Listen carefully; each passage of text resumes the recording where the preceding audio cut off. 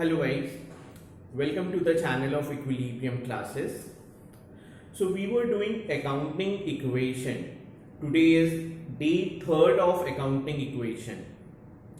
Day one and day two में हमने बहुत सारे ऐसे आइटम्स है जिसका ट्रीटमेंट हमने सीखा कि ये सारे आइटम्स का अकाउंटिंग इक्वेशन में कैसे हम ट्रीट करेंगे।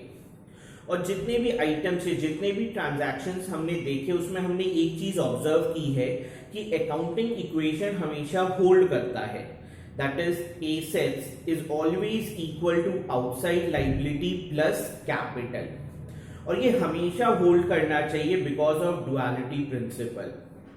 अगर ये इक्वेशन होल्ड नहीं कर रहा है तो आप कहीं ना कहीं accounting principles, accounting laws, accounting rules को गलत लगा रहे हो। सो आज फिर इस चैप्टर को आगे कंटिन्यू करते हैं। हेडिंग दे दो ट्रीटमेंट ऑफ डेप्रिसिएशन। हेडिंग दे दो treatment of depreciation.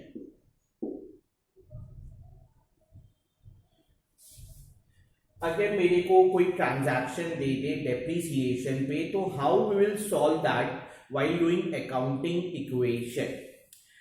Second chapter याद करो, basic accounting terms. Basic accounting terms में मैंने तुम्हें बताया था what depreciation is. Depreciation is what fall in value of fixed assets due to passage of time, usage, obsolescence etcetera. आपके पास जो फिक्स एसेट है, चाहे वो फर्नीचर हो, मशीन हो, बिल्डिंग हो, कोई व्हीकल हो, ठीक है, ये जितने भी फिक्स एसेट है, ओवर टाइम जैसे जैसे आप इसको यूज करोगे या जैसे जैसे समय बीतता जाएगा, वैसे वैसे इन फिक्स एसेट्स की जो वैल्यू है वो कम होती चली जाएगी। अगर मान लीजिए आप 50,000 में एक स्कूटी खरीदते हो, 6 मंथ्स उसको यूज करते हो, तो 6 मंथ्स के बाद अब उसकी वैल्यू 50,000 नहीं है। 6 मंथ्स में बिकॉज आपने उसको यूज किया है तो कहीं ना कहीं उसकी वैल्यू 50,000 से कम हो गई। वो 50,000 की मान लीजिए 45,000 हो गई, वो 50,000 की मान लीजिए 46,000 हो गई। तो बिकॉज वो 50 से कम हो गई है, तो अब हम बोल रहे हैं कि उस व्हीकल पे क्या लगा है, डेप्रिसिएशन। सो जिन बच्चों को अभी भी डेप्रिसिएशन का डेफिनेशन नहीं पता है, प्लीज आप चैप्टर 2 का वीडियो देखिए। चैप्टर 2 के वीडियो में मैंने बताया है व्हाट डेप्रिसिएशन इज। डिस्क्रिप्शन में आपको चैप्टर 1, चैप्टर 2, चैप्टर 3 तीनों का लिंक मिल जाएगा। आप पहले उसको रेफर करिए, वहां पढ़िए, फिर आप चैप्टर 4 पे आइए, तो आपको चीज आसान लगेगी। आप बीच में से कहीं से भी उठाओगे तो आपको दिक्कत आएगी। स्टेप बाय स्टेप करते चले जाओ, आपको अकाउंटेंसी बहुत ईजी लगने वाला है। सो ट्रीटमेंट ऑफ डेप्रिसिएशन, पहले मैं डेप्रिसिएशन का एक बार फिर से डेफिनेशन लिख देता हूं।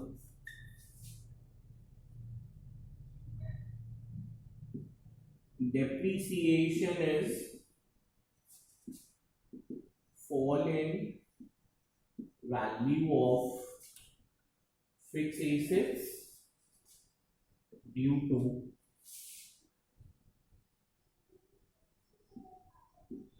passage of time, usage, etc. ठीक है, falling value of fixed assets due to passage of time, usage, obsolescence, etc. Depreciation is a loss for the business.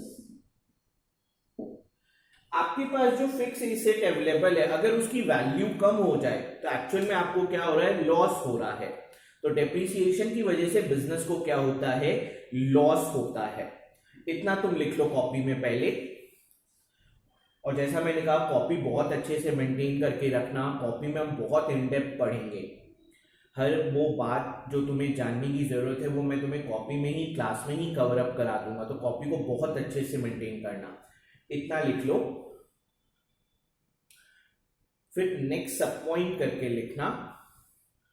कभी भी तुम वीडियो पॉज करके पहले लिख लिया करना, फिर आगे कंटिन्यू करना।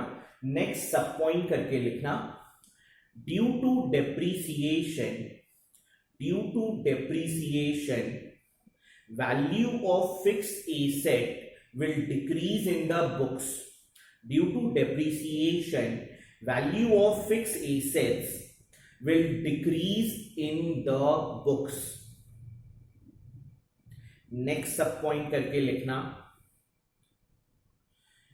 we will reduce the amount of capital.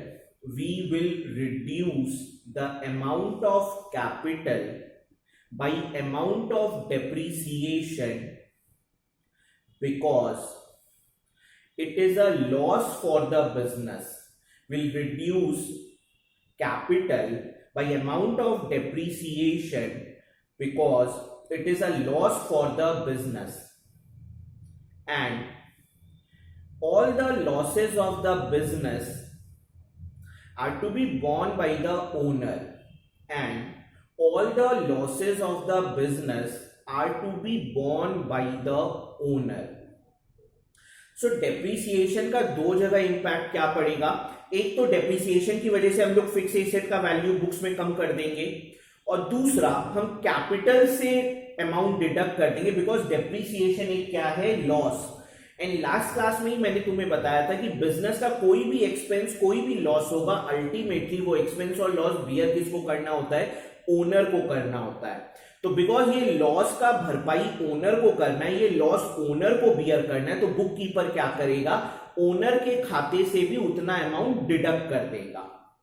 तो तुम इतना लिख लो, फिर क्वेश्चन से करते हैं कि कैसे हम डेप्रीसिएशन को बुक्स में शो करेंगे. I am not sure question number 9 है या 10, वो तो तुम्हारे पास कॉपी में तुम देख लेना सीक्वेंस में वेदर इज क्वेश्चन 9 और 10. क्वेश्चन लिख लेना,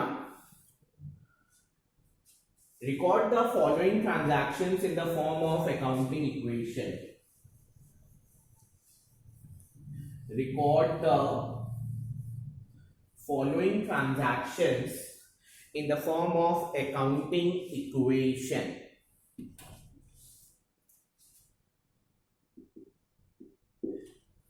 पहला ट्रांजैक्शन लिखना, owner started business with 5 lakh cash and furniture worth of 5 lakhs. Owner started business with 5 lakh cash and furniture worth of 5 lakh.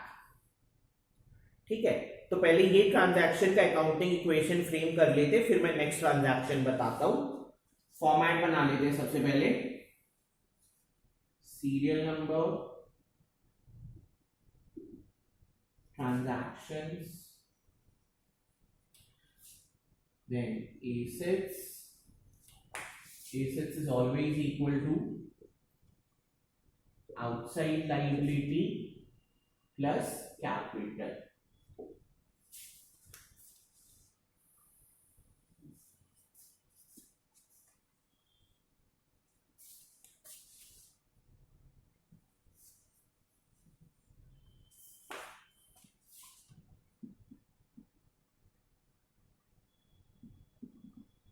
Owner started business. ठीक है, so question is owner started business, और वहां पे दिया हुआ उसने 5 lakh cash लगाए हैं और फर्नीचर लगाया है 5 लाख का. सो बुक कीपर क्या ऑब्जर्व करेगा, ऑफिस में दो तरह का एसेट आ गया, कैश आ गया है 5 लाख का और फर्नीचर आ गया है 5 लाख का. So cash 5 lakh, furniture 5 lakh. ठीक है, बुक कीपर ऑब्जर्व कर रहा है कि ऑफिस में 5 लाख कैश आया है, 5 lakh furniture. Now who has given 5 lakh cash and 5 lakh furniture to the business, owner. तो बुक कीपर क्या करेगा, बिजनेस के बुक्स में ओनर के नाम के आगे 10 लाख जोड़ देगा. Owner is represented by the word capital, so capital के आगे हम लोग कितना लिख देंगे, 10 lakhs. देख लो दोनों साइड मैच कर रहा है. ऑफिस में 5 लाख कैश, 5 लाख फर्नीचर. हमेशा याद रखना डुअलिटी प्रिंसिपल, हर चीज के कम से कम दो पहलू होंगे. तो बुक कीपर देख रहा है ऑफिस में 5 लाख कैश है, 5 लाख फर्नीचर है. अब ये बिजनेस में आया कहां से, ओनर ने लगाया. तो फ्यूचर में जब बिजनेस ओनर को कितना लौट आएगा 10 लाख, तो ओनर के खाते में आज कितना लिख दिया गया है 10 लाख। देख लो दोनों साइड मैच कर रहा है, एलएचएस में भी 10 लाख है, आरएचएस में भी 10 लाख है। Next transaction, machine purchased worth of 2 lakhs, machine purchased worth of 2 lakhs and 50,000 were paid for its transportation and 50,000 were paid for its installation. Machine purchase worth of 2 lakhs, 50,000 were paid for its transportation and 50,000 were paid for its installation. हमने 2 लाख में एक machine खरीदी, उस machine को factory में लाने तक transportation लग गया 50,000। मान लो मैंने वो मशीन किसी दूसरे कंट्री से मंगाई है तो शिप वगैरह का भाड़ा लग गया 50,000, या मान लो वो मशीन किसी दूसरे स्टेट से आ रही है तो रेल का भाड़ा या ट्रक का भाड़ा, ठीक है, उन सब में मेरा लग गया 50,000। अब वो मशीन कॉम्प्लिकेटेड है, उस मशीन को इंस्टॉल करने के लिए मैंने इंजीनियर मैकेनिक्स वगैरह बुलाए तो उनको मेरे को देना पड़ गया 50,000। तो टोटल मशीन को वर्किंग कंडीशन में लाने तक कितना लग गया 3 लाख। चैप्टर 3 याद करो, historical cost principle. Historical cost principle क्या बोलता है कि जिस समय हम मशीन खरीदते हैं उस समय हम मशीन को उसके कॉस्ट प्राइस पे नहीं लिखेंगे, हम उसको उसके हिस्टोरिकल कॉस्ट पे लिखेंगे।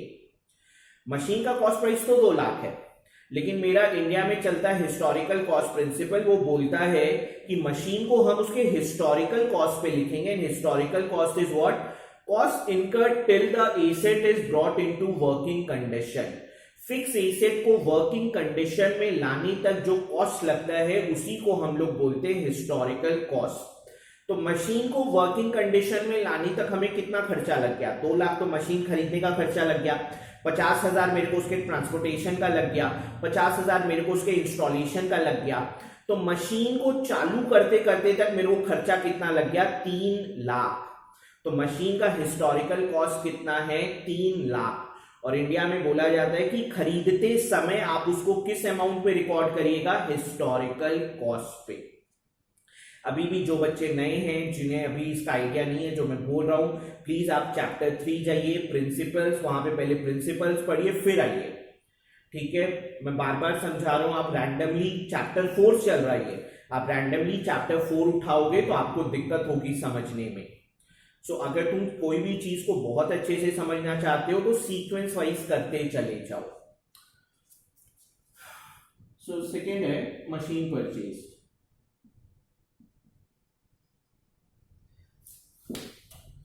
सो बिजनेस में एक और एसेट आ गया मशीन। इंडिया में बोला जाता है उसका हिस्टोरिकल कॉस्ट लिखिए, तो मशीन का हिस्टोरिकल कॉस्ट कितना है? 3 लाख। अब कहीं क्वेश्चन में बोला नहीं कि हमने कैसे खरीदा है, कैश में खरीदा है, उधार में, तो ऑब्वियस है पेमेंट दे के ही खरीदे होंगे। तो 3 लाख का मशीन आ गया और दुकान से 3 लाख कैश चला गया। 2 लाख कैश तो हमने सप्लायर को दे दिया जिसने मशीन दी, 50,000 हमने ट्रांसपोर्टर को दे दिया और 50,000 हमने उन मैकेनिक और उन इंजीनियर्स को दे दिया जो इंस्टॉल करने आए थे। तो टोटल बिजनेस से कैश कितना गया? 3 लाख। फर्नीचर पे कोई असर नहीं पड़ा, कोई आउटसाइड लायबिलिटी नहीं, और ओनर के तरफ से भी कोई एडिशनल कंट्रीब्यूशन नहीं आया है, तो वो भी 0। देख लो समझ में आ रहा है। इसलिए बहुत जरूरी है प्रिंसिपल्स जानना। जिनको प्रिंसिपल्स का आइडिया नहीं है वो बच्चे क्या करेंगे, यहाँ पे 2 लाख लिख देंगे, जबकि इंडिया में चलता है हिस्टोरिकल कॉस्ट प्रिंसिपल कि जिस समय आप फिक्स एसेट खरीद रहे हो उस समय आप उसको हिस्टोरिकल कॉस्ट पे रिकॉर्ड करोगे। हिस्टोरिकल कॉस्ट इज उसको वर्किंग कंडीशन में लाने तक क्या कॉस्ट लगा। तो मशीन को वर्किंग कंडीशन में लाने तक लग गया 3 लाख। 3 लाख का कैश पेमेंट हुआ, कैश घट गया, furniture unchange, outside liability unchange, owner की तरफ से भी कोई कॉन्ट्रीब्यूशन नहीं है, that is also unchange. After every second transaction हम न्यू इक्वेशन फ्रेम करते हैं।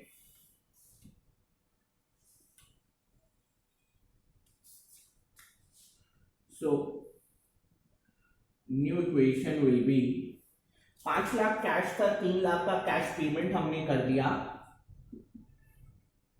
सो बिजनेस में cash available is only 2 lakh. 5 lakh का फर्नीचर था, फर्नीचर अनचेंज, 5 लाख का 5 लाख. और मशीन कितना हो गया? 3 lakh. Outside liability 0, capital 10 lakh plus 0 10 lakh. तो तुम देख लो अकाउंटिंग इक्वेशन होल्ड कर रहा है. एलएचएस में 2 + 5 + 3 10, आरएचएस में भी 10. थर्ड ट्रांजैक्शन लिखना,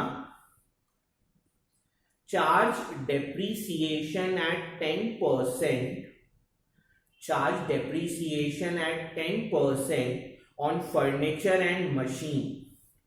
charge depreciation at 10% on furniture and machine. अब मान लो तुमने पूरे साल मशीन और फर्नीचर यूज किया है, तो हमें पता है कि क्योंकि हमने पूरे साल फर्नीचर और मशीन यूज किया है, तो जैसे ही ईयर एंड आएगा उसका वैल्यू क्या हो चुका होगा? डिक्रीज हो चुका होगा, उसका वैल्यू डेप्रिशिएट हो चुका होगा. ठीक है. बहुत बार बच्चे पूछते सर मान लीजिए यूज नहीं करेंगे तो भी डेप्रिसिएशन लगेगा. यस लगेगा. क्यों लगेगा? क्योंकि जैसे ही तुमने एक बार खरीद लिया, अब तुम उसको कभी भी बेचो, चाहे तुम उसको यूज ही मत करो, तुम एक व्हीकल लिया, उसको 6 महीने खड़ी रखो, ठीक है, उसके मीटर पे दिख रहा है कि तुमने मुश्किल से सिर्फ 5-10 किलोमीटर चलाया है, देन ऑल्सो तुम उस व्हीकल को बेचने जाओ ना, तुमको वो दाम नहीं मिलेगा जितने में तुमने खरीदा था, कुछ तो कमी मिलेगा. क्यों? क्योंकि जैसे ही आप तुम बेच रहे हो ना, वो अब एक सेकेंड हैंड गुड हो गया. फर्स्ट टाइम तो तुमने खरीदा ही था, अब जब तुम उसको सेल कर रहे हो किसी और को, तो वो एक सेकेंड हैंड गुड की तरह ट्रीट होगा. बात समझ में आ रही है? तो समय के साथ भी एसेट का, फिक्स एसेट का वैल्यू क्या होता है? घटते चला जाता है, चाहे आप यूज करो या ना करो. तो मेरे पास 2 फिक्स एसेट है, फर्नीचर और मशीन. हमने फर्नीचर मशीन यूज किया है, तो इसकी वैल्यू घट गई है. कितने से घटी है? 10% से. हमें डेप्रिसिएशन लगाना है 10%. एग्जैक्ट तो कोई नहीं बता सकता कितने से घटी है, सब एक एस्टिमेट लगाते, कोई 5% बोलेगा, कोई 10% बोलेगा, कोई 15% बोलेगा. सो आप अपने चार्टेड अकाउंटेंट से पूछ लीजिए, वही बताएगा कि इतने का डेप्रिसिएशन लगा दीजिए. तो इस क्वेश्चन में मैंने बोल दिया कि 10% का डेप्रिसिएशन लगा दीजिए. डेप्रिसिएशन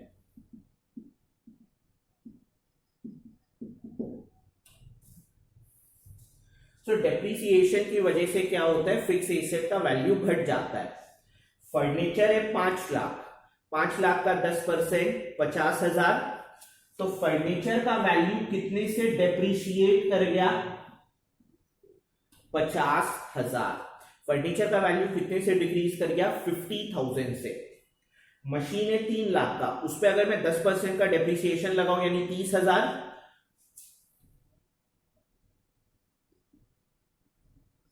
तो मशीन का वैल्यू कितने से डेप्रिशिएट कर गया? 30,000 से.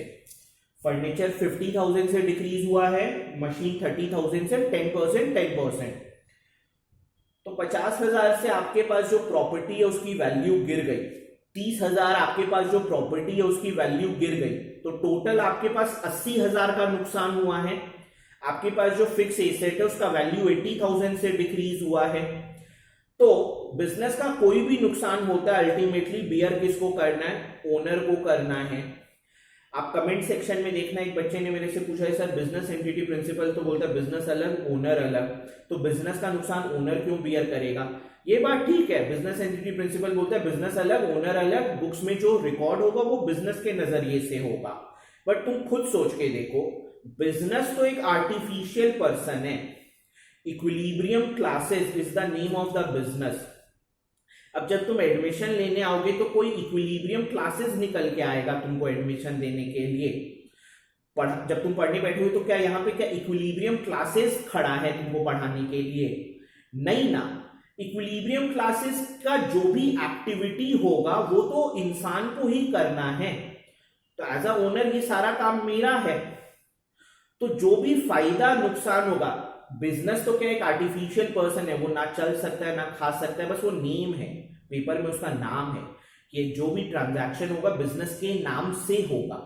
लेकिन at the end of the day business को कोई फायदा हुआ तो ओनर ही एंजॉय करेगा।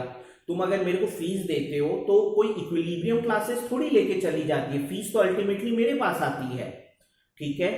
तो उसी तरह अगर बिजनेस को कोई भी नुकसान होगा तो भरपाई तो फिर मेरे को ही भरनी पड़ेगी, ठीक है। तो 80,000 का नुकसान हुआ है, बुक कीपर जानता है बिजनेस का लॉस है, और बिजनेस के सभी लॉस को बियर कौन करेगा, ओनर। तो कैपिटल से कितना डिडक्ट कर देगा, 80,000, ठीक है। 50 इधर 30 इधर, टोटल लॉस 80 उधर डिडक्ट हो गया। देख लो LHS RHS मैच कर रहा है, इधर भी -80 उधर भी -80।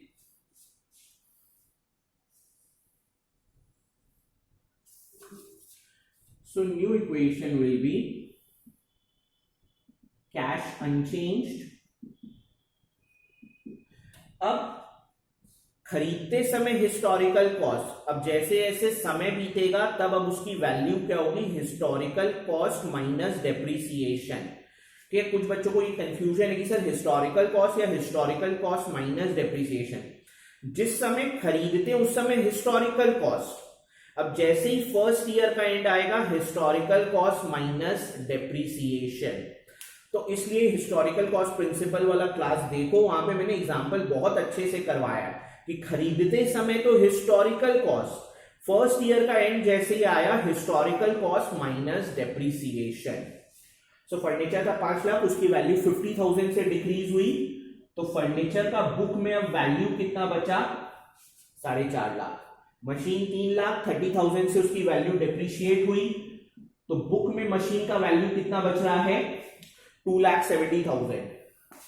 ओनर का कॉन्ट्री था 10 लाख, 80,000 का नुकसान हुआ, तो अब बिजनेस में ओनर का कॉन्ट्रीब्यूशन माना जाएगा 9,20,000। तुम देख लो दोनों साइड मैच कर रहा है, आरएचएस में 9,20,000 है, 2 4.5 6.5 6.5 और 2 8.5 8.5 और 70 9,20,000। So every time the accounting equation must hold, ठीक है। देख लो डेप्रिसिएशन समझ में आ रहा है, डेप्रिसिएशन की वजह से एक तो फिक्स एसेट का वैल्यू डिक्रीज हो जाएगा, एंड बिकॉज आपके पास जो एसेट है उसका वैल्यू डिक्रीज हो रहा है, यानी एक तरह से आपको नुकसान हुआ है। बिजनेस का कोई भी नुकसान कौन बियर करता है, ओनर बियर करता है, तो बुक कीपर क्या करेगा, कैपिटल में से सेम अमाउंट को डिडक्ट कर देगा। So I guess depreciation clear है। नेक्स्ट हेडिंग दे दो, ट्रीटमेंट ऑफ प्रॉफिट और loss on sale of goods.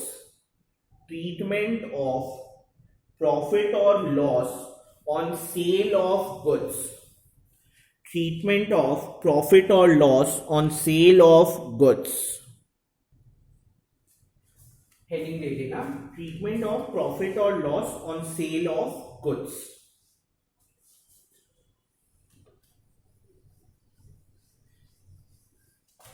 पहला ट्रांजैक्शन लिखना, क्वेश्चन लिखो, मैं डायरेक्ट तुम्हें क्वेश्चन से समझा रहा हूं।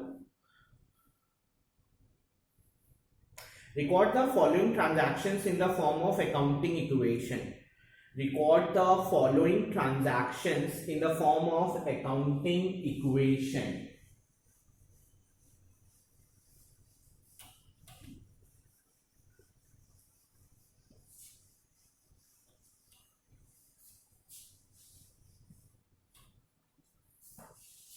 पहला लिखो, owner started business and introduced cash worth of 2 lakhs and goods worth of 3 lakhs. Owner started business and introduced cash of 2 lakhs and goods worth of 3 lakhs. Owner ने बिजनेस स्टार्ट किया है, उसने 2 एसेट लगाए, एक तो 2 लाख रुपए cash लगवाए हैं और 3 लाख रुपए उसने गुड्स लगवाए हैं। बेसिक अकाउंटिंग टर्म चैप्टर 2 याद करो, गुड्स का मतलब होता है वैसी चीज जिसमें हम बिजनेस कर रहे हैं, या जो चीज हम as a raw material use करेंगे अपने प्रोडक्ट के मैन्युफैक्चरिंग में, उसी को हम लोग क्या बोलते थे, गुड्स। अगर मेरे साड़ी का व्यापार है तो मेरे लिए साड़ी क्या हो गया, गुड्स हो गया। अगर मेरा इलेक्ट्रॉनिक आइटम्स का व्यापार है, बिजनेस है, तो मेरे लिए इलेक्ट्रॉनिक आइटम्स क्या हो गए, गुड्स हो गए। अगर मेरा स्टेशनरी का शॉप है तो स्टेशनरी आइटम्स मेरे लिए क्या हो गए, गुड्स हो गए। तो ओनर ने 2 लाख कैश लगाए हैं और 3 लाख रुपए का गुड्स लगाया है। तो सबसे पहले इसका अकाउंटिंग इक्वेशन फ्रेम कर लेते हैं।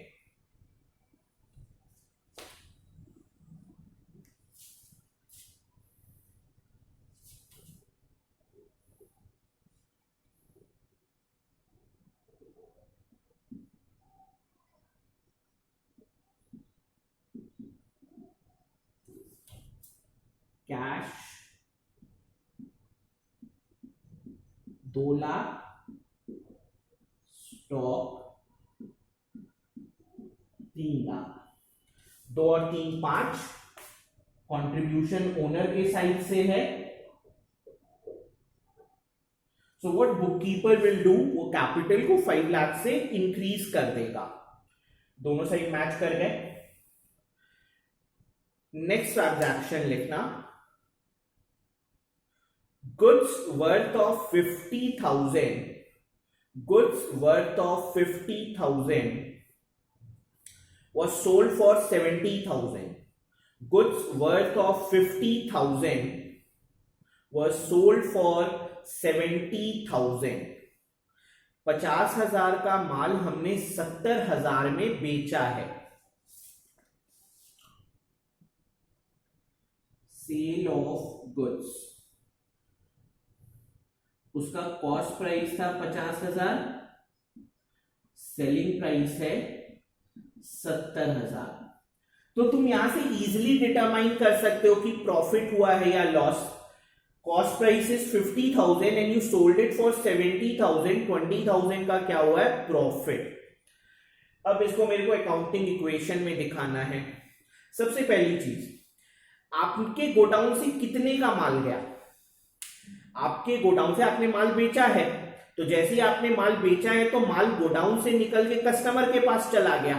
तो आपके गोडाउन से कितने का माल गया, मैं तुम्हें पहले भी बता चुका हूं और तुम कॉमन सेंस भी लगा के देखो।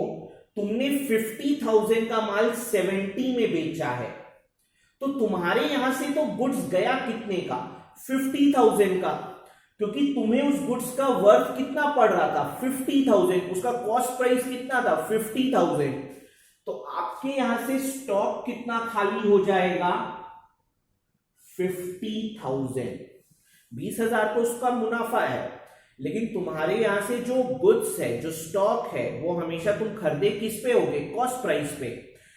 कॉस्ट प्राइस थी 3 लाख टोटल, अब उसमें से तुमने 50,000 कॉस्ट प्राइस का माल बेच दिया, तो तुम्हारे यहां से स्टॉक से 50,000 का माल चला गया, कोई दिक्कत नहीं होनी चाहिए।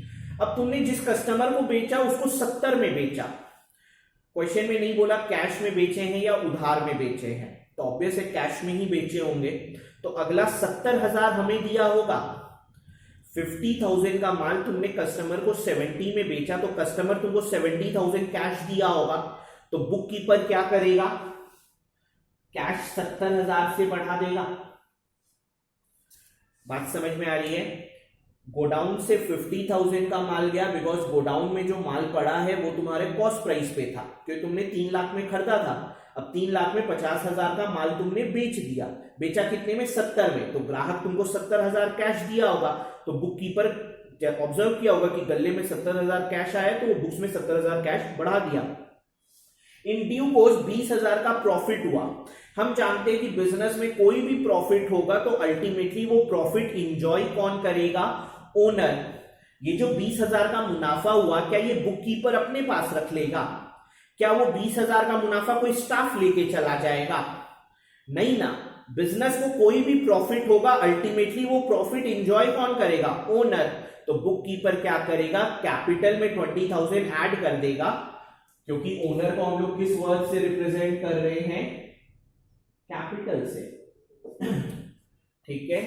बिजनेस का कोई भी प्रॉफिट, कोई भी लॉस होगा, अल्टीमेटली वो एंजॉय करने का हक किसका है, ओनर का। देख लो दोनों साइड मैच कर रहा है। एलएचएस में देखो +70 -50 +20, आरएचएस में देखो +20। हमेशा अकाउंटिंग इक्वेशन होल्ड करेगा। तो मैं फिर समअप कर देता हूं। हमने 50 का माल 70 में बेचा, तो गोडाउन से 50 का माल गया, तो मैंने स्टॉक में से 50 खाली कर दिए। मैंने 70 में बेचा, तो ग्राहक 70,000 कैश दिया होगा, गले में 70,000 कैश आया होगा, तो बुक कीपर क्या होगा, कैश को 70,000 से बढ़ा दिया होगा। 20,000 का मुनाफा हुआ। बिजनेस में कोई भी मुनाफा होता है, अल्टीमेटली वो एंजॉय कौन करे, है तो बिजनेस का मुनाफा, लेकिन है बिजनेस तो आर्टिफिशियल पर्सन है, बिजनेस थोड़ी इधर मूव कर सकता है, कुछ कर सकता है, वो तो एक आर्टिफिशियल पर्सन है।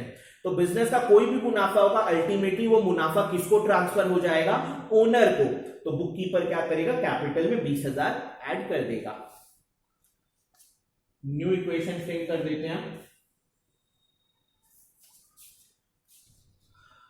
So new equation will B 2 lakh cash था, 70,000 कैश और आया, 270।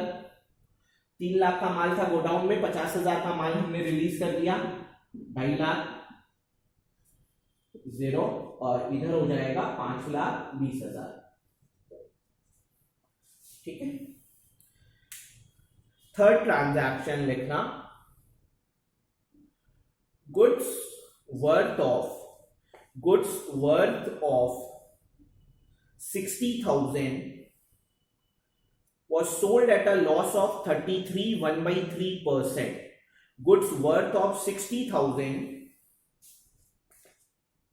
was sold at a loss of 33 1/3%.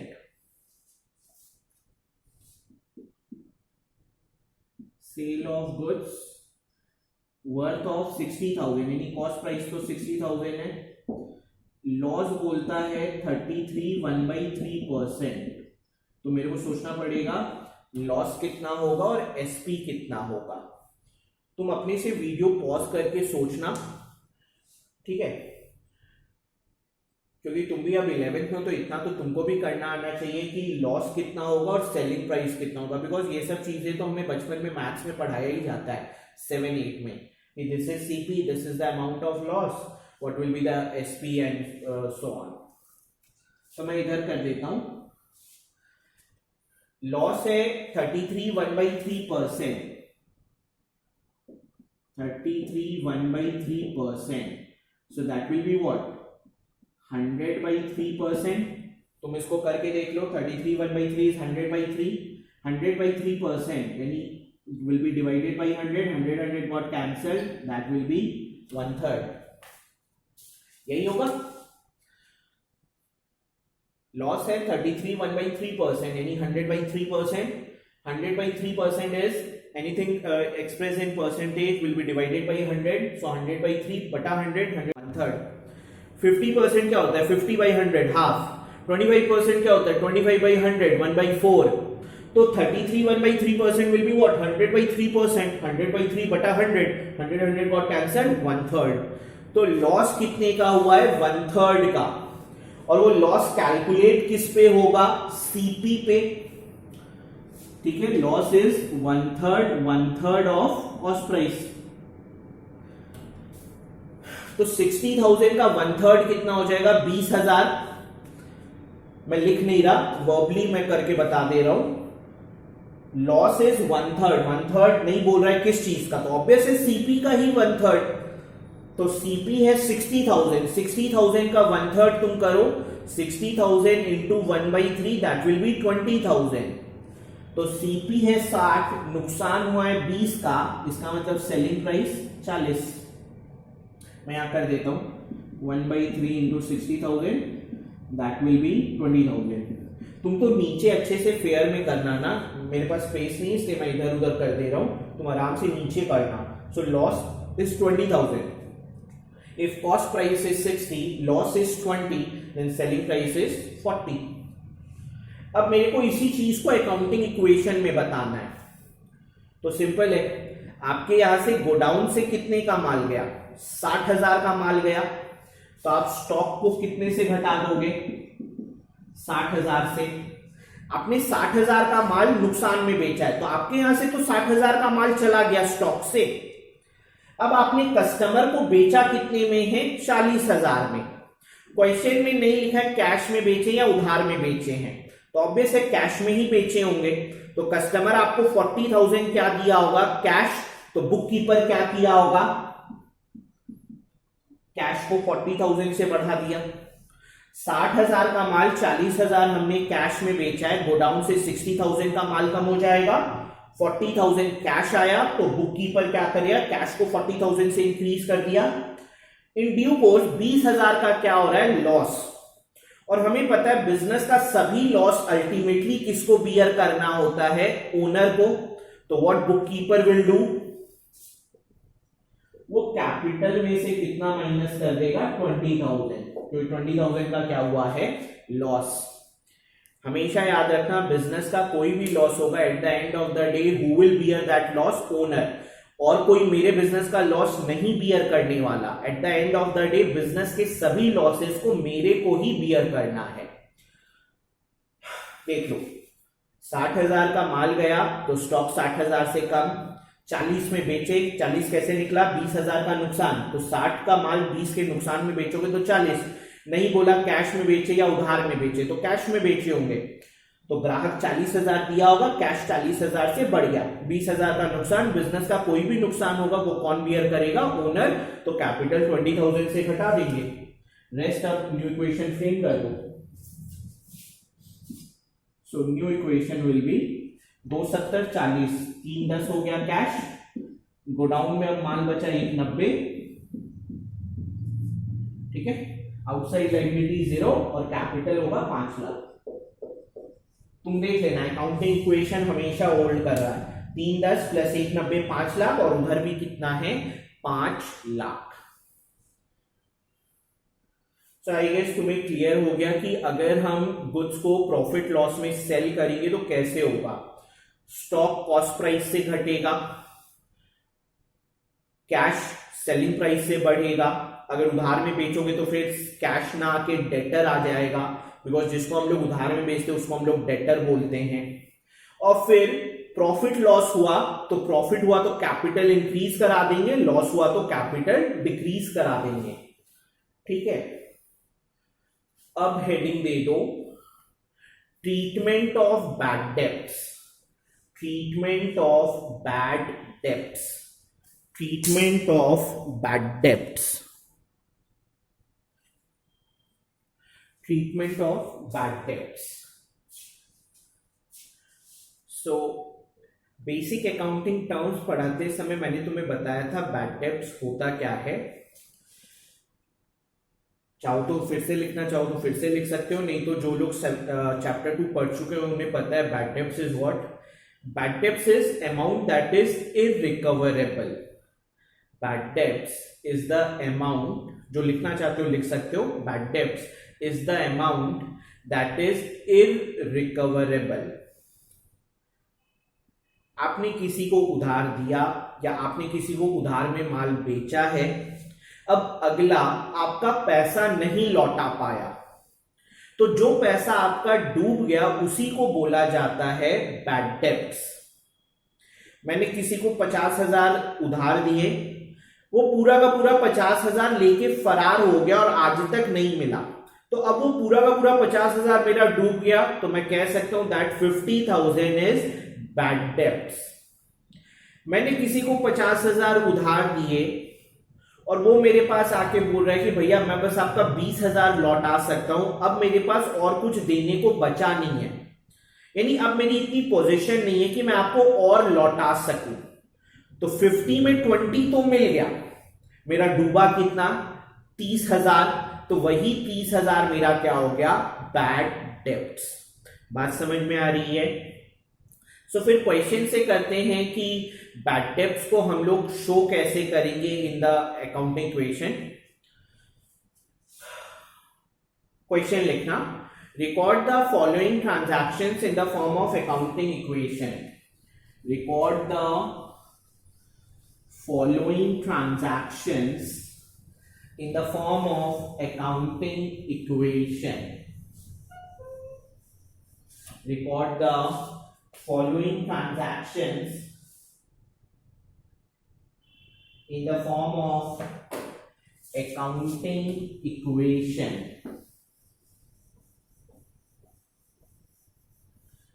So पहला ट्रांजैक्शन लिखना,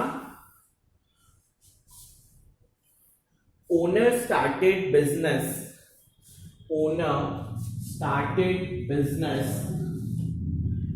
with cash 5 lakh and stock worth of 5 lakh. Owner started business with cash 5 lakh and stock worth of 5 lakh. तो अब मैं उतना detail में नहीं बता रहा बिकॉज ये तो हम ऑलरेडी 10 बार कर लिए हैं. मैं डायरेक्ट लिख देता हूं अब. Owner started business, introduce 2 assets. एक तो उसने कैश लगाया है 5 लाख और उसे गुड्स गोडाउन में पड़ा होगा इन the form of stock 5 lakh. 5 और 5 10. तो बुककीपर कैपिटल को बढ़ा देगा 10. ठीक है.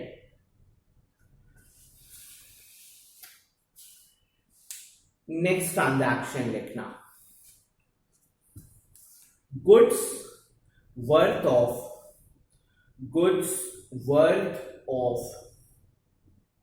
50,000 sold on credit to X. Goods worth of 50,000 sold on credit to X.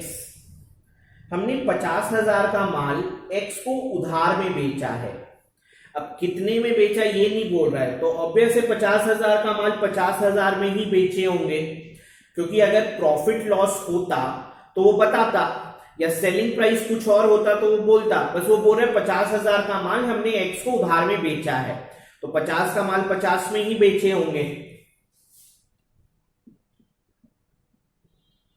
Cell of goods to X. तो 50,000 का माल हमने X को बेचा है, तो गोडाउन से 50,000 का माल कम हो गया होगा. ठीक है. और अब की बार हमने उसको उधार में बेचा है, तो इसका मतलब वो हमें कोई कैश पेमेंट तो दे के गया नहीं है, तो कैश तो अनचेंज्ड. ठीक है. अब सोच के देखो, जिसको तुमने उधार में माल बेचा है तुम उससे फ्यूचर में पैसा रिकवर करोगे या तुम उसको 50,000 पे करोगे. X जिसको तुमने उधार में माल सेल किया है, तो इन फ्यूचर बिजनेस उससे 50,000 रिकवर करेगा या बिजनेस ही उसको 50,000 पे करेगा. बिजनेस उससे 50,000 रिकवर करेगा, तो यानी वो बिजनेस के लिए एक तरह का क्या हो गया, एसेट हो गया. यानी वो बिजनेस के लिए एक तरह की प्रॉपर्टी है जिससे हमें फ्यूचर में पैसा लेना है. और मैं तुमको सेकंड चैप्टर में बता चुका हूं कि जिस भी पर्सन को हम लोग उधार में गुड्स बेचते हैं हम उन लोगों को क्या बोलते हैं, डेटर. याद करो chapter 2 basic accounting terms. Debtor, the person to whom we sell goods on credit are called debtors. Business के लिए डेटर क्या होते हैं, एसेट, क्योंकि हमें उन डेटर से पैसा रिकवर करना है. बात समझ में आ रही है. और फिर वहां पे भी मैंने तुमसे पूछा था कि whether debtor is a current asset और fixed asset.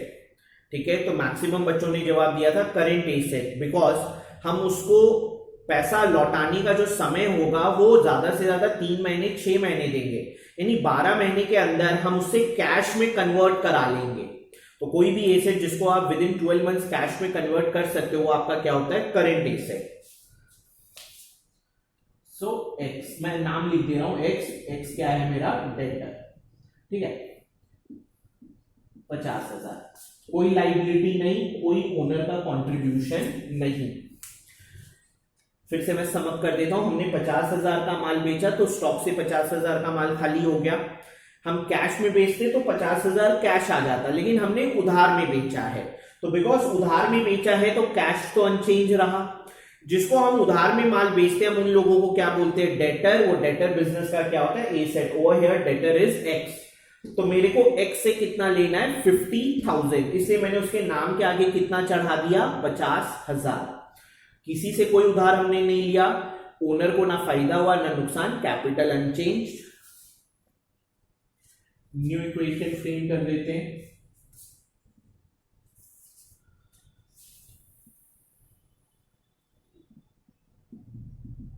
Cash 5 lakh,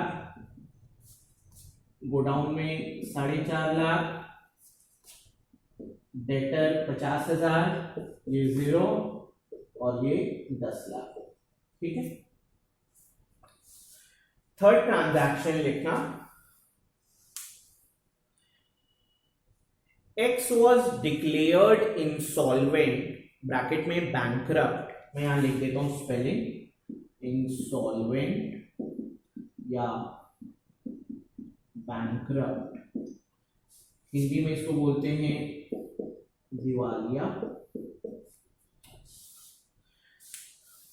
X was declared insolvent या bankrupt and thus full amount is to be treated as bad debts, and thus full amount is to be treated as bad debts.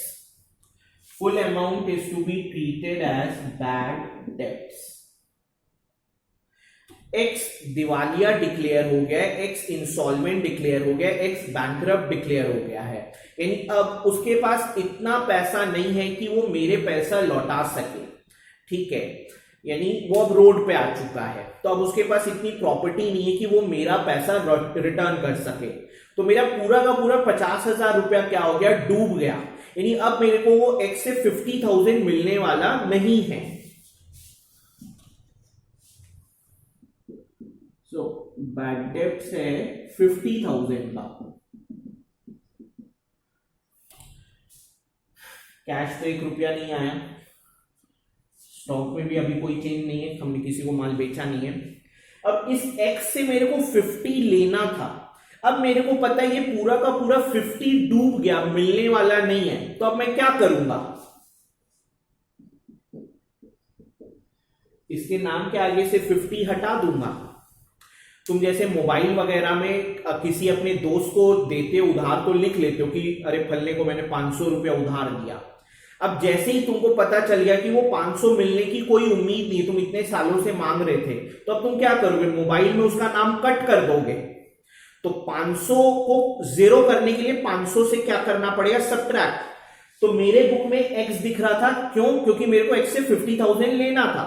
अब मेरे को पता चल गया है कि वो इंसॉल्वेंट हो गया है, दिवालिया डिक्लेयर हो गया, कोर्ट ने उसको बैंकरप्ट डिक्लेयर कर दिया है, तो अब मेरे को उससे 1 रुपया भी मिलने वाला नहीं है। तो अब मैं अपने बुक्स में X को जिंदा क्यों रखूं, जिंदा रखने का मतलब हो गया कि X से पैसा मिलने की उम्मीद है, अब तो कोई उम्मीद ही नहीं बची है, तो अब मैं अपने बुक्स में X का नाम कट कर दूंगा।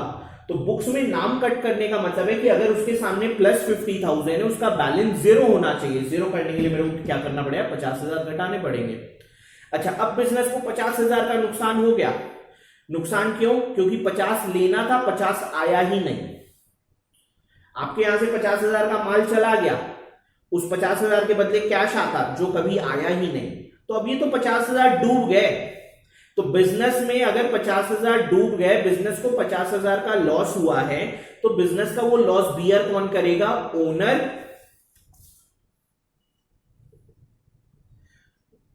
तो हम कैपिटल से कितना डिडक्ट कर देंगे, 50,000। देख लो लॉजिक समझ में आ रहा है। X के सामने 50,000 था, क्यों, क्योंकि हमें X से 50,000 लेना था। अब जब मेरे को पता चल गया वो पूरे के पूरे 50,000 डूब गए हैं, मिलने की कोई उम्मीद नहीं है, तो मैं X का नाम कट कर दूंगा बुक से। बुक से नेम कट करने का मतलब है उसका बैलेंस क्या हो जाना चाहिए, 0। सो प्लस 50,000 को 0 करने के लिए माइनस 50,000। 50,000 का बिजनेस को क्या हुआ, लॉस। क्यों, क्योंकि आपको 50,000 किसी से मिलने की उम्मीद थी, अब वो नहीं रही, तो 50,000 नुकसान हो गया। अब बिजनेस का कोई भी नुकसान होगा, हम जानते हैं अल्टीमेटली बिजनेस का नुकसान भरना किसको है, भरपाई किसको करनी है, ओनर को करनी है। तो कैपिटल में से 50,000 हम लोग क्या कर देंगे, डिडक्ट कर देंगे।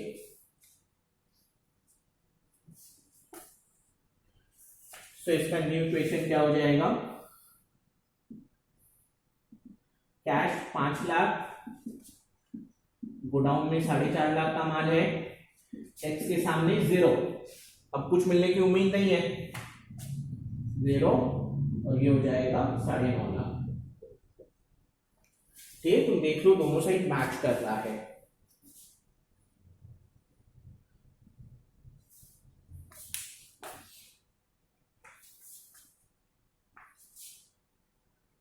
तुम देख सकते हो दोनों साइड मैच कर रहा है।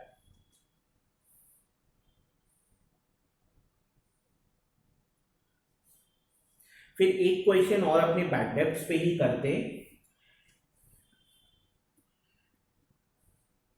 नेक्स्ट क्वेश्चन लिखना, record the following transactions in the form of accounting equation. Next transaction लिखना, record the following transactions in the form of accounting equation. Next question, record the following transaction in the form of accounting equation.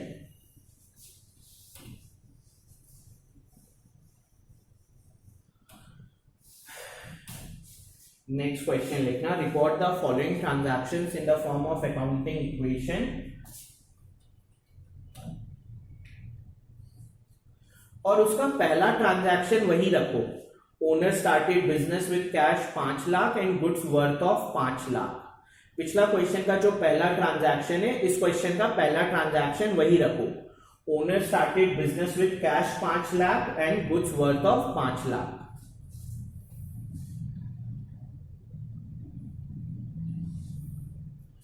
ठीक है, last question का ही first transaction इस question में भी copy paste कर दो, owner started business with cash 5 lakh and goods worth of 5 lakh, 5 उधर 10।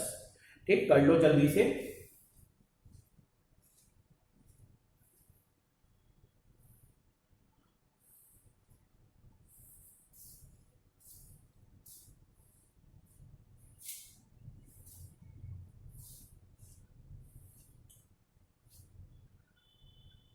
Second transaction भी वही रखो जो पिछले क्वेश्चन में था, sold goods worth of 50,000 on credit to X.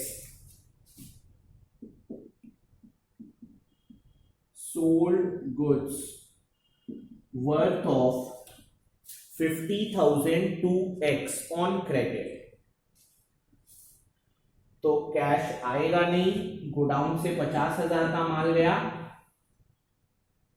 और जिसको हम लोग उधार में माल बेचते हैं उसको हम लोग डेटर बोलते हैं, यहाँ पे वो डेटर एक्स है, उससे कितना लेना है 50,000, 0। सो पहले दोनों ट्रांजैक्शन मैंने वही रखे जो पिछले क्वेश्चन के थे।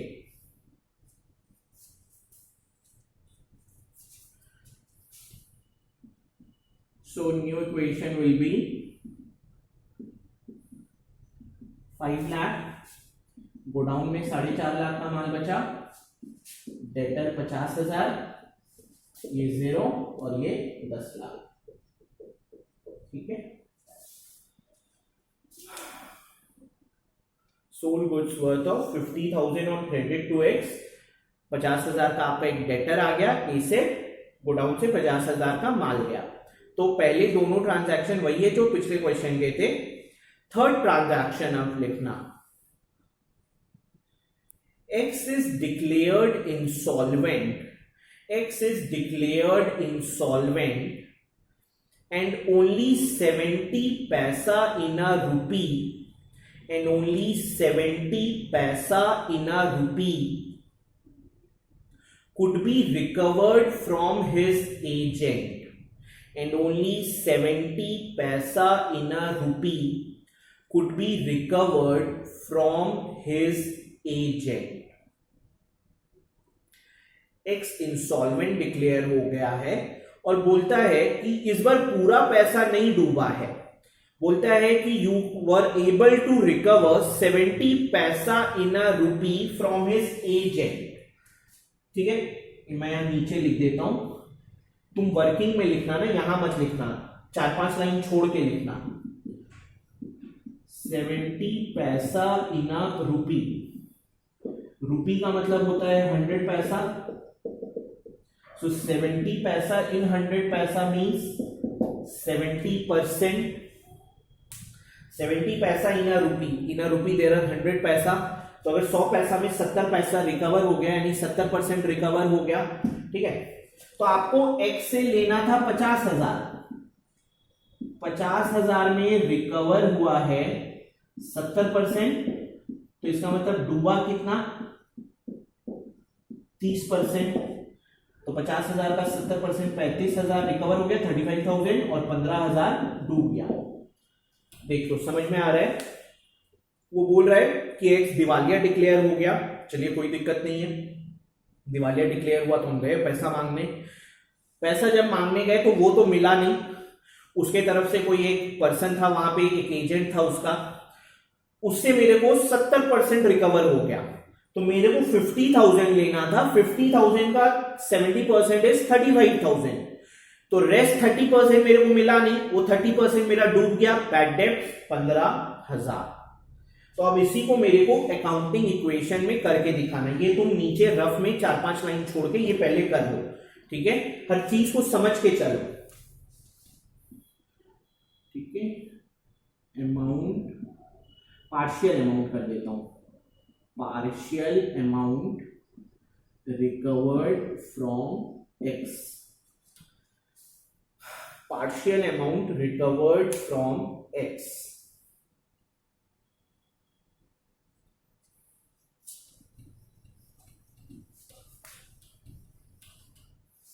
तो तुमको X से कितना मिला, 35,000 मिल गया, तो 35,000 तुम्हारे पास कैश आ गया, तो बुक कीपर क्या करेगा,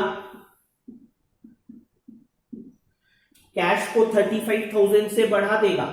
इस बार पूरा नहीं डूबा है, इस बार 70% तुमको मिल गया, तो 50,000 में 70% अगर तुमको मिल गया यानी 35,000 तुमको मिल गया, यानी वो कैश के फॉर्म में मिला होगा, तो तुम्हारा कैश बैलेंस 35,000 से बढ़ गया।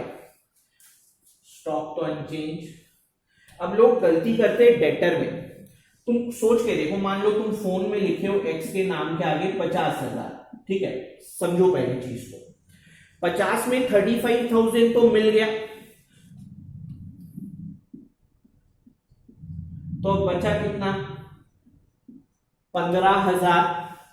अब ये 15,000 तुम बुक्स में शो करोगे क्या, बुक्स में अगर तुम ये 15,000 शो करोगे, इसका मतलब तुमको एक्स से 15,000 मिलने की उम्मीद है क्या, तुमको एक्स से ये 15,000 मिलने की अब कोई उम्मीद है? क्वेश्चन में तो बोल दिया कि सिर्फ 70% रिकवर होगा, रेस्ट 30% नहीं रिकवर होगा, तो अब ये 15,000 रिकवर होने की कोई उम्मीद नहीं है, तो आप अपने बुक्स में इस 15,000 को भी क्या कर दो, घटा दो, और एक्स के सामने क्या लिख दो, 0। क्यों, 50 लेना था, 35 मिल गया, तो हटाओ। ऑब्वियस है 50,000 में अगर कोई तुमको 35,000 लौटा देगा, तो अब बुक में तुम 50,000 उसके नाम के आगे नहीं ना लिखोगे, तुम वो 35,000 घटा दोगे, गिवन दैट तुमको मिल गया, 15,000 बचा। 15,000 अगर तुम बुक में लिखोगे तो इसका मतलब तुमको एक से 15,000 मिलने की उम्मीद है, लेकिन मेरे को तो पता है 15,000 डूब गए, तो अब 15,000 मिलने की कोई उम्मीद नहीं है, तो मैं ये 15,000 भी घटाऊंगा। तो अब x का हिसाब किताब कितना, 0, x का हिसाब किताब खत्म। 50 में 35 वो दे दिया, 15 वो देगा नहीं, हो गया उसका हिसाब किताब। तो उसके नाम के आगे 50 लिखा हुआ है, मैं उसके नाम के आगे हटाऊंगा कितना, 50। क्यों 50, 35 तो कैश दे दिया, तो 35 का हिसाब किताब वैसे खत्म हो गया। 15,000 वो देने से रहा, तो 15,000 का हिसाब किताब वैसे खत्म हो गया, तो टोटल एक्स का 50,000 का हिसाब किताब खत्म। तो एक्स के आगे हम लोग घटाएंगे कितना, 50,000, क्योंकि अब एक्स का बुक्स में कोई काम नहीं है, एक्स का हिसाब किताब क्लोज। अच्छा, 50 का हिसाब किताब खत्म हुआ है, लेकिन कैश आया है सिर्फ 35, 15,000 डूब गए, बैड डेब्ट्स, तो 15,000 लॉस है। बिजनेस का सभी लॉस अल्टीमेटली बियर कौन करेगा, ओनर। तो बुक कीपर क्या करेगा, कैपिटल में से कितना घटा देगा, 15,000। देख लो बात समझ में आ रही है, मैं फिर से समअप कर देता हूं। सबसे पहले मैं एक्स पे आता हूं, एक्स से 50 लेना था, 35 वो कैश दे दिया, 15 वो देगा नहीं, तो हो गया उसके 50,000 का पूरा हिसाब किताब खत्म। तो मैं अपने बुक्स में अब उसको क्लोज कर दूंगा, तो +50 को क्लोज करने के लिए -50, 0। 35,000 कैश दे दिया, तो 35,000 कैश आ गया। इन द ड्यू कोर्स 50 के बदले सिर्फ 35 मिला, 15,000 डूब गए। जो पैसा डूब गया वो नुकसान है, बिजनेस का हर नुकसान किसको भरपाई करना होता है, ओनर को। कौन बियर करेगा लॉस, ओनर। कैपिटल में से 15,000 घटा देंगे, लॉस सिर्फ 15,000 का, क्योंकि 35 तो मिल गया है। सो न्यू इक्वेशन फ्रेम कर देता हूं। अब ये हो जाएगा 535, ये हो जाएगा 450, ये हो जाएगा 0, ये 0 और ये हो जाएगा 985। ठीक है, सो आई गेस तुम्हें बैड डेब्ट्स का ट्रीटमेंट क्लियर हो गया। हमने आज डेप्रिसिएशन किया है, प्रॉफिट और loss on sale of goods किया है, बैड डेब्ट्स किया है। ठीक है, धीरे धीरे और भी बहुत सारे आइटम्स है, सबका ट्रीटमेंट हम धीरे धीरे करते चले जाएंगे। तुम अभी इतना ही अच्छे से रिवाइज करते रहो। ठीक है, और 2-3 क्लास मैं और कराऊंगा, फिर मैं तुम्हें होमवर्क देना स्टार्ट कर दूंगा, फिर तुम होमवर्क करना स्टार्ट कर सकते हो। ठीक है, अभी बस इतने को ही अच्छे से रिवाइज करो। कोई भी डाउट होगा या तो तुम मेरे नंबर पे व्हाट्सएप करके क्लैरिफाई कर सकते हो, नहीं तो कमेंट सेक्शन में बताओ, वहां मैं डाउट क्लैरिफाई करने की कोशिश करूंगा। लेकिन अगर डाउट कुछ ऐसा है जो चीज मैं तुम्हें प्रीवियस चैप्टर्स में समझाया हूं, तो प्लीज एक बार वो प्रीवियस चैप्टर्स जाके रेफर करो। चैप्टर 1, चैप्टर 2, चैप्टर 3 रेफर करो, वहां पे तुमको शायद उस बात का मिल जाएगा सॉल्यूशन। ठीक है, सो आज का अपना डे 3 मैं यही एंड करता हूं गाइस। फिर अपनी नेक्स्ट क्लास में डे 4 करते हैं। डे 4 में भी अपने 4-5 आइटम्स का ट्रीटमेंट करेंगे। ठीक है, ये बेस है, बेस जैसे जैसे तुम्हारा स्ट्रांग होता चला जाएगा, आगे तुमको अकाउंट्स बहुत इजी लगेगा। और वही तुम अगर थ्योरेटिकल बेस नहीं ठीक रख के डायरेक्ट प्रैक्टिकल पे आओगे तो कहीं ना कहीं प्रॉब्लम है। ठीक है, so guys do like the video. ठीक है, आप जितना लाइक करोगे उतना हमें इंकरेजमेंट मिलेगा कि हाँ, बच्चे हमारे वीडियो को देख के सेटिस्फाई हो रहे हैं। सो प्लीज कभी भी लाइक बटन दबाना ना भूलें, शेयर करते रहें अपने दोस्तों के साथ, जितने भी दोस्त हैं आपके जो कॉमर्स ले रहे हैं। ठीक है, हो सकता है वो कहीं और पढ़ रहे होंगे, कोई दिक्कत नहीं है, बट देन ऑल्सो उनके साथ शेयर करें। क्या पता ये सारे वीडियोस देखने से उनकी नॉलेज ही इनहैंस हो। ठीक है, बहुत सारे बच्चों को दिक्कत आ रही है पढ़ने में, उन्हें प्रॉब्लम हो रही है, इसलिए हमने अपने सारे वीडियोस अभी पब्लिक रख रखे हैं। ठीक है, हम चाहते हैं ताकि बच्चे का बेस कम से कम स्ट्रांग हो जाए। तो आप कोशिश करिए जितना ज्यादा आप दूसरे प्लेटफॉर्म्स पे अपने फ्रेंड्स के साथ शेयर करेंगे, उनको पता चलेगा और फिर उन्हें भी अपने प्रॉब्लम्स को सॉल्व करने में आसानी होगी। ठीक है, और चैनल को सब्सक्राइब करना ना भूलें अगर आपको फ्यूचर में भी ऐसे ही वीडियोस चाहिए। ठीक है, तो चैनल को सब्सक्राइब करना ना भूलें। ठीक है, have a nice day guys. Doubts वगैरह जो भी होगा कमेंट सेक्शन में बताओ या व्हाट्सएप करो। ठीक है, चलो सब अपना ख्याल रखना और पढ़ते रहो।